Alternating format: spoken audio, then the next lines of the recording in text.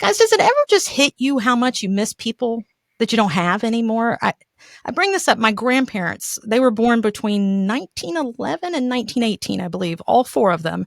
And they made such a significant impact on my life. And I've been feeling kind of sentimental lately that I'm like, oh, I miss Nana and Mima and Granddaddy. And like my grandfather taught me, you can use a credit card, but you pay it off at the end of every month. Right. Things like that. And it's cute that you had Nana and Mima and... Yeah, the Southerner Mima. I had a Nana.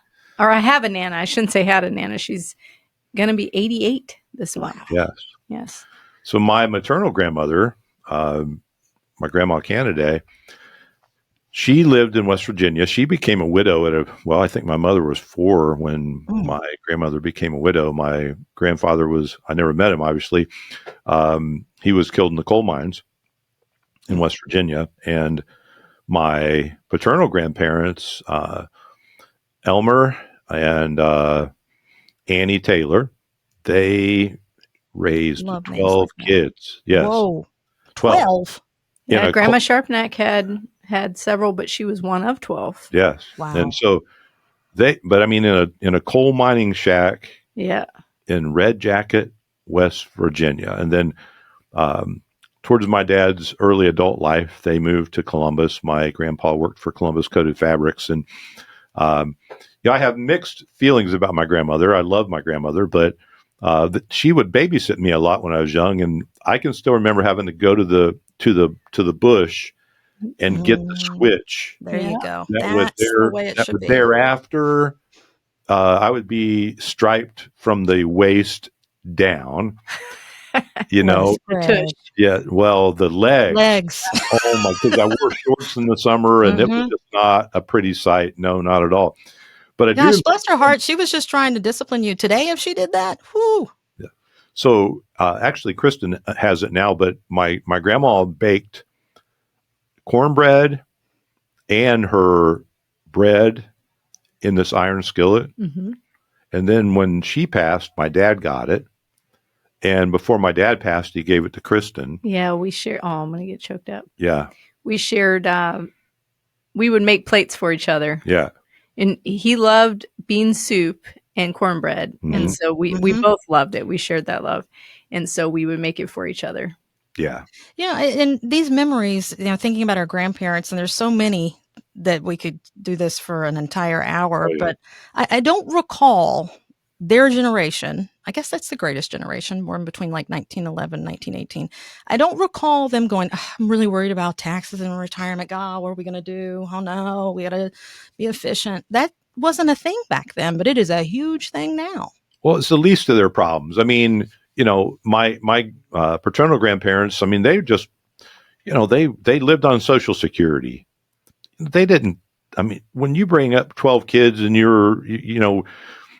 heard that song, I Owe My Soul to the Company Store, I mean, that's kind of the way it was for them. Mm-hmm.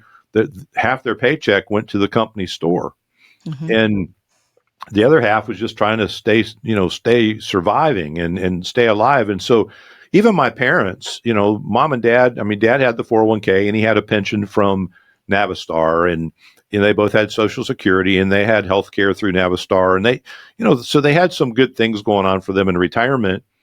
But what I remember the most is the investments they made were in us, the 4 kids. Mm-hmm. They really sacrificed for us, and it means so much. And now we have this porch on the back of our garage, and there's a sign that we have up there. It says Betty and Lou's. And that was my mom and dad, Betty and Lewis. And, that's what it's all about, really. You celebrate family, you love family, you create memories with family. And one of the most important things I tell people when it comes to planning out their retirement is to start now making deposits in the memory bank. Do things together. It's not the destination we should always be planning for. Don't forget to plan out the journey. The journey, in my mind, is every bit, it may be more important than the destination, because we don't know for sure that we're even going to live to get to that destination. True. Now, you got to plan like you're going to. Mm-hmm. Yeah, I mean, I think, Kristin started off asking us about taxes being a big conversation in retirement now compared to then. Yeah. And I think it's important what happened there, Greg. You went straight to family and the memories that you have and the things that you focused on. And if you focus on being efficient with the taxes in retirement, paying your fair share, but being efficient with what you pay, and you focus on being efficient with your investments in retirement, all those other things will come, right? Right. Because we like having a lot of fun on the show, right? We like talking about personal stuff and we like talking about the things you might do that are meaningful to you in retirement. But when it all comes down to it, you do have to figure out what to do with your money, right? Because the money is a means to an end. Correct. I almost knocked my water off it almost ended my water's life there. But the money is important, and that's an important part of the conversation. You know, we talk a little bit about that because obviously we can't cover everything that everyone listening might be dealing with right now. But we like to talk about our philosophy behind the money so that you can get to those fun things and get to those memories that we enjoy talking about, right? Right. And, you know, why do today's retirees focus more on taxes? Because this generation realized, okay, we need to plan for our future. So where'd they put money in? 401ks and IRAs and 403bs and TSPs and all those wonderful accounts that people have saved, you know, $500,000, $1 million, $2 million, $5 million. And they've saved well. The trouble is, every dime that comes out of those types of accounts are taxable. And the other thing, in mom and dad's generation, we didn't have almost $40 trillion of debt.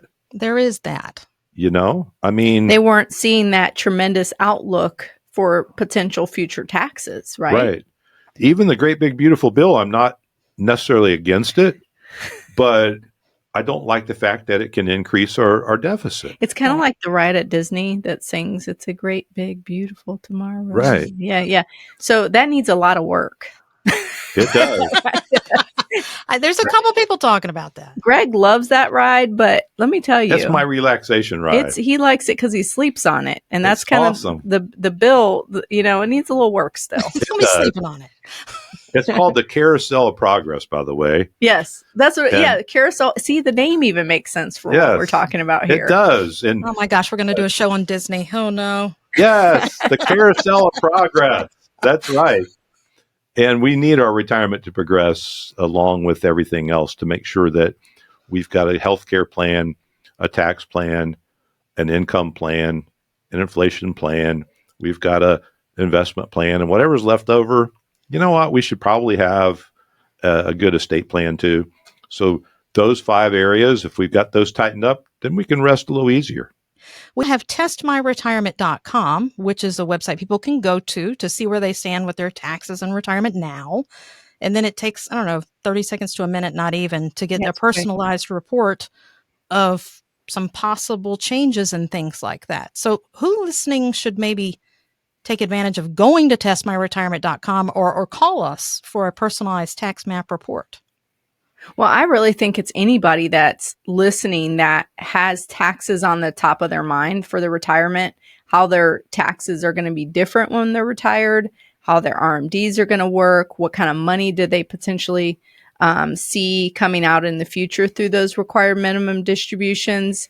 I think if you're curious about any of those numbers, it's a great tool to really start to see what the potential tax liability will be for you with your retirement nest egg. Especially for those 55 and older, Kristin, you know, because you start getting into that sweet spot.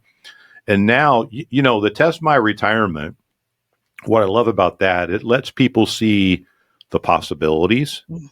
But when they come in, and we get to dig and dive a little deeper, then we come up with a specific game plan for each and every family. And this is where it changes, right? Because the Test My Retirement may say, okay, if you just wait and take, you know, the government's plan for your retirement, you may, on a $1 million portfolio, you may pay over $1 million in taxes on your required distributions.